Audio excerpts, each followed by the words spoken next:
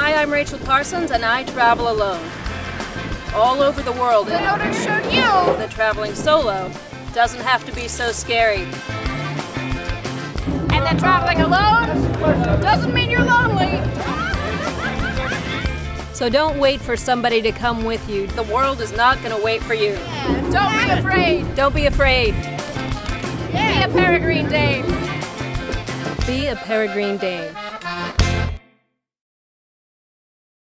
Hi, and welcome to the Peregrine Dame. This time, I'm at Tula Tula, the exclusive game reserve in the heart of Zululand, South Africa.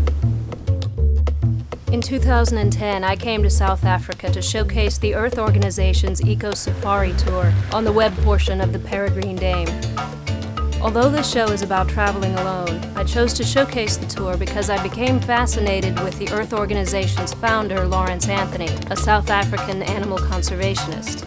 Although I missed Lawrence on that trip when he got called away on short notice, when he watched the final episodes, he made a point to personally call me and tell me how much he loved them, and to invite me back to Thula Thula, his exclusive game reserve in Zululand, anytime I wanted as his guest. 2 weeks after I booked my flight back to South Africa, and before I got a chance to meet him, Lawrence Anthony passed away in his sleep.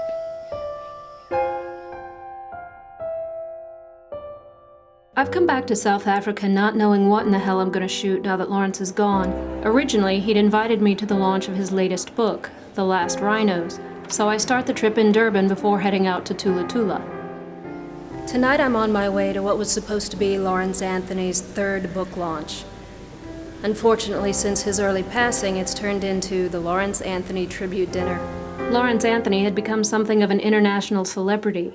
The tribute was full of well-known South African faces in conservation, entertainment, business, and politics. Dr. Ben Gubani was an old friend of Lawrence's and a former minister in Nelson Mandela's government. Lawrence was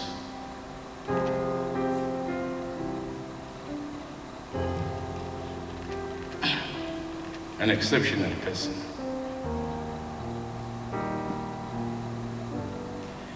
Even in the old days of apartheid, when black and white had to be separated by law, he crossed that boundary. Lawrence could sit in the crowd with the Zulu people, the Bielas, the Mtetwas, at their traditional ceremonies, and partake of the braai meat, braai ox, sitting there on the ground, in the crowd. It was natural for him. And so the people learned to value the animals. And they no longer poached at Tula Tula. Because remember, these chiefs used to be kings in the days before the British came here. They were kings. All their lands had been taken. So what they've got left, it's very precious to them. And so we're saying, give us big pieces of what you've got left to put into conservation. Hell, the guys are trying to steal my land. First of all, they're trying to steal the rest of my land. So you've got to go through that. And now we've come through it, and they're actually allocated and done it, and we've fenced some of it in. So we're building these conservation areas which belong to tribal authorities, and to uplift them through conservation. It's great. This interview with Lawrence was shot 9 days before he died. It was a very special treat to be able to see him and hear him one last time, as it was to hear stories from his family, like his sons Jason and Dylan, his game rangers Brendan and David, and the co-author of all three of his books, Graham Spence. The tribute tonight was really amazing. It was incredible, every story that everybody told and everything they had to say about this man. It's just astounding. Yeah, well, I wrote books with Lawrence, and the guy was crazy, man. He was he's obviously passionate about what he does. Anybody who's ever worked with Lawrence will know that he's probably the most stubborn person on the planet.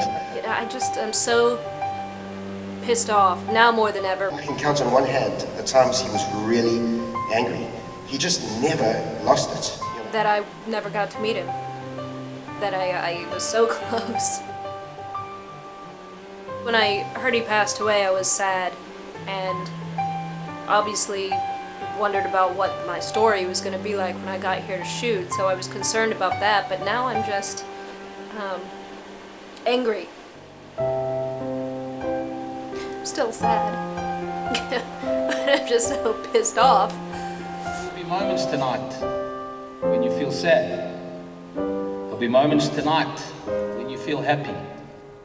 Most important for many of us, we will have memories of Lawrence Anthony to live on forever. Wow, man, I miss the guy, man. I really do. When the Peregrine Dame returns, I let go of the anger and simply embrace fate on the way to Tula Tula.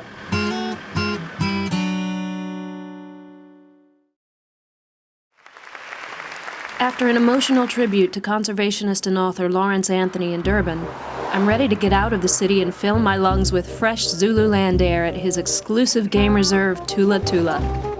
I've been lucky enough to catch a ride out to the reserve with some of the staff who came into town for the tribute dinner last night. It might be a lengthy trip. The problem is, our Land Rover's overheating. Thankfully, I'm with one of Lawrence's veteran game rangers and the reserve's head of security. Both very handy guys. Lawrence Anthony was fond of saying that he'd rather push his Land Rovers than drive a Toyota. I wish he was here to push this one. Turns out that is Lawrence's Land Rover. I drive a Toyota. It's never done this to me. It takes 4 stops and a lot of water, but the old Landy finally pulls through. We didn't have to push it, and we do make it to Tula Tula, located about 2.5 hours north of Durban.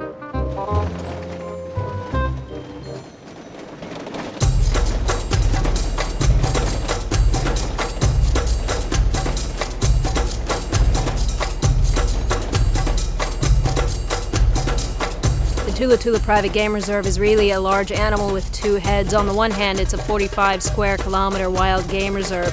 On the other hand, there are 2 5-star exclusive luxury lodges. And that requires 2 separate staffs and 2 separate heads. When Lawrence Anthony was alive, he was obviously in charge of running the game reserve, and his gorgeous wife, Francoise, is still in charge of the 2 lodges and the director of operations for both hotels. I just scored big time. I just got to the Elephant Safari Lodge, and I was supposed to be, as far as I knew, in a single, which is, they're beautiful. Every room here is essentially its own little bungalow, but they just pulled me into the Suite Imperiale, which is the penthouse for all intents and purposes. It's huge. This thing is just amazing.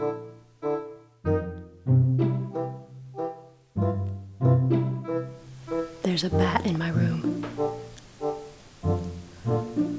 They're actually in a few of the huts in the lodge here. They don't hurt you. They squeak.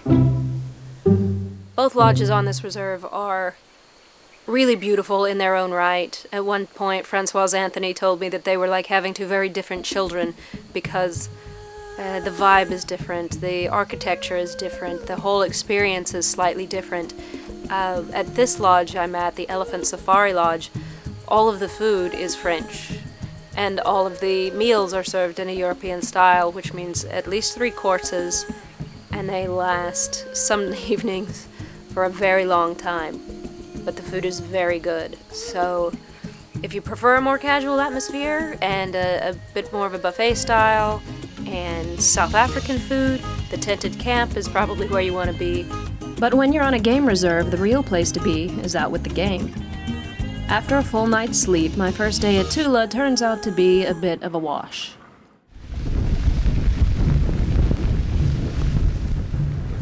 That game drive was so windy and so cold.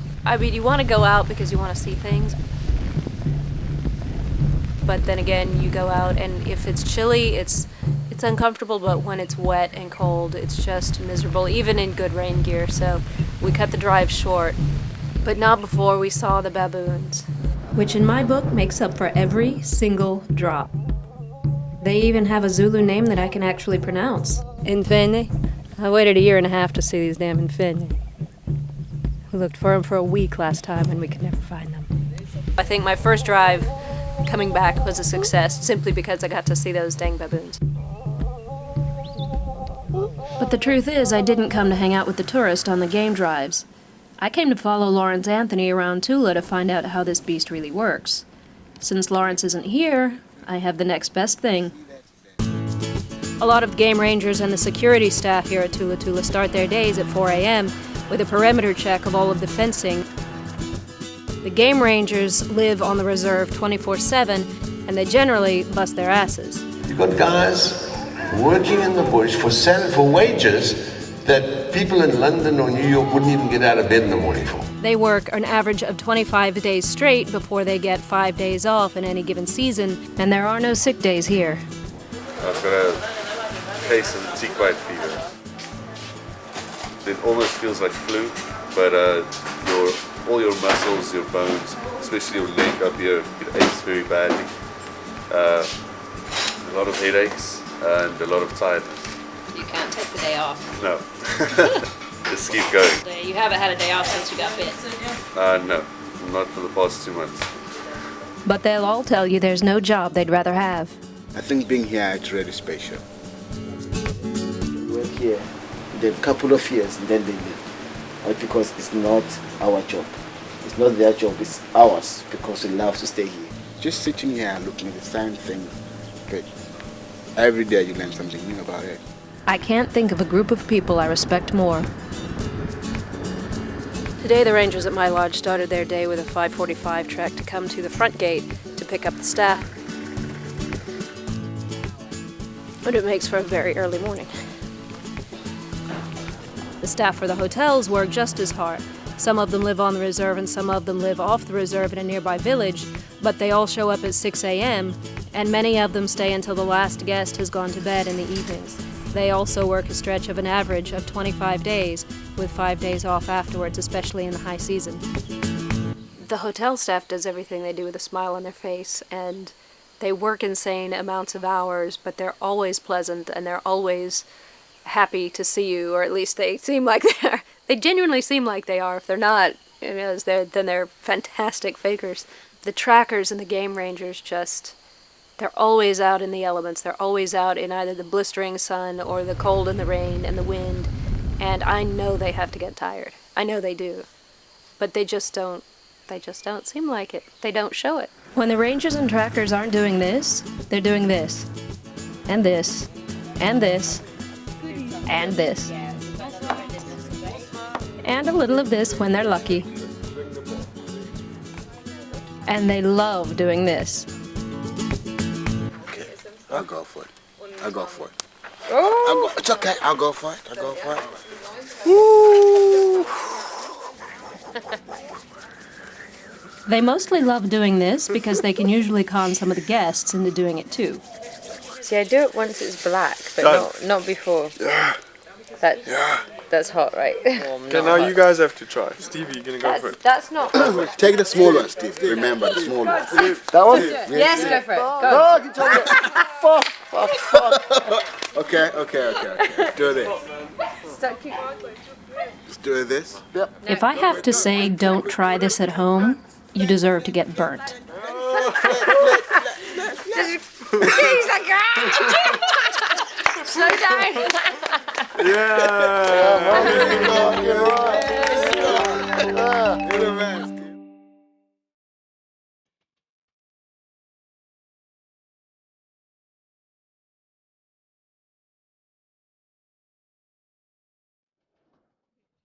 I've come to Tula Tula, an exclusive game reserve in South Africa, at the invitation of its owner, conservationist and author Lawrence Anthony.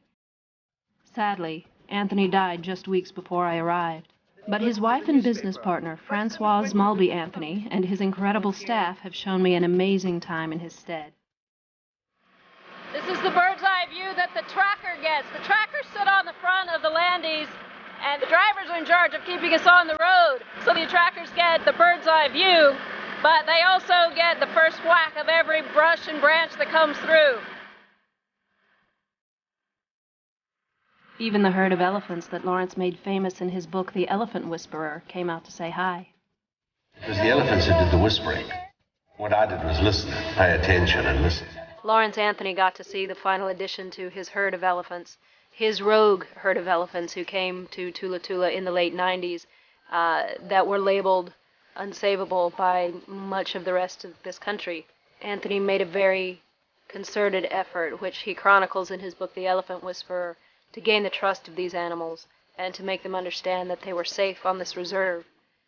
And a week before he died, they rewarded him one more time with the last calf that he would see. And the baby is named Lolo, which was Lawrence's nickname. Lolo belongs to Nana, the previous matriarch of the herd.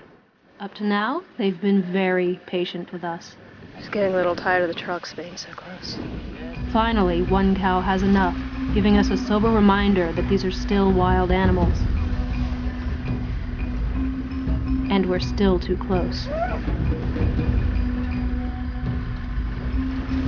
did not want us anywhere near her at the moment. They're very protective. It's bad news when you get too close to them. Normally it's bad news when you get too close to them when they have infants. So she was just letting us know that we needed to back off. There's something about them that disarms people. And that can be good and bad, because Lawrence Anthony wrote about these animals in such great detail. People feel like they know them when they come here. There's more of a sense that, at least in your mind, that they're tame. And they're not, by any stretch. Even after all these years on the reserve, even after how they warmed up to him, they're still wild animals. Humans and animals can connect, there's no question. We need to export this culture of taking care of a responsibility for bush and forests and animals. We need to export it. I was deeply disappointed to never meet Lawrence in person, and spending time with these people has only increased my admiration for him. Every one of them loves Lawrence. Everybody I've talked to about Lawrence since I've come back has used the exact same word in some part of their story about him or their description of him, and that word has been father. Mr. Lawrence to us is Tula Tula stuff.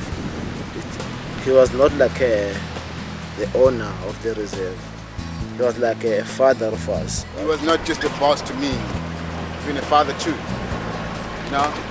They're not really bosses, but they're facilitators. Oh, I've been calling them parents. Even if you did something wrong, they didn't chase you out, he didn't fire you. He just called you and treat you as a child. And I think as big as this man's legacy is, and no matter how much he's admired by all of us who never met him in person, that might as well not even exist, because it just pales in comparison to what these people felt for him. When he entered into a place, like, you know, he had this aura around him. Everyone was just like, you know, he was there. Details. He always teaches details. You'd be cleaning your shoes when he comes. Yeah. You know, you have to be formal all the time. Because for like every parent, they'll always put you in the right track. Yeah. You always learn from the elders, you know. The old people, they know everything. And he used to sit down with us and teach us about everything, about life. But if you want to be a good man, what you have to do? When you talk, everyone would just listen to him. He wanted you to do the right thing at all the time. And now, if you think about it, now you can see why. He didn't want to die with his knowledge. He wanted everybody to do what's right.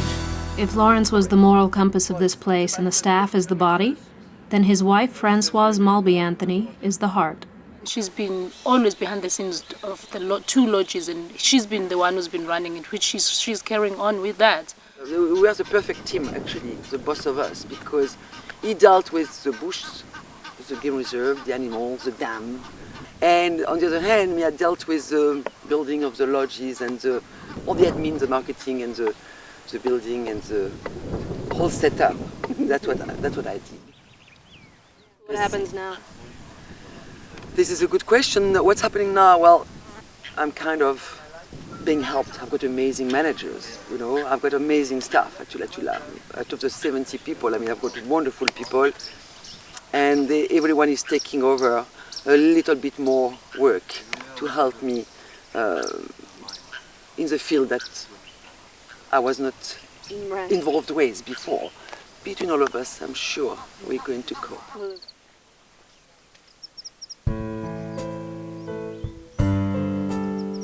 Lawrence Anthony's body was cremated and his ashes have been scattered on his precious reserve. Mkulu's Dam is now Anthony's final resting place.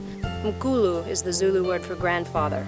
His big boy he wrote about in The Elephant Whisperer Numzan. His skeleton has been moved here as well so that their remains could be together. Absolutely, I wanted him next to Numzan. It's hard to know exactly what I've missed because I never met Lawrence in person. But after seeing firsthand what kind of legacy he's leaving behind. It's my life here. It's my life. Now it's your legacy. Absolutely. I know what I've lost. I know what the world has lost because he had a lot more planned. His life's work is just an incredible anthology anyway, a tribute to animals and conservation, but a tribute to the capacity of human beings to take care of each other. To Lawrence, the consequence of not taking care of people and animals together was unimaginable. The price is high. We're fighting for the soul of the planet here. That's what I think. No, I think it's right.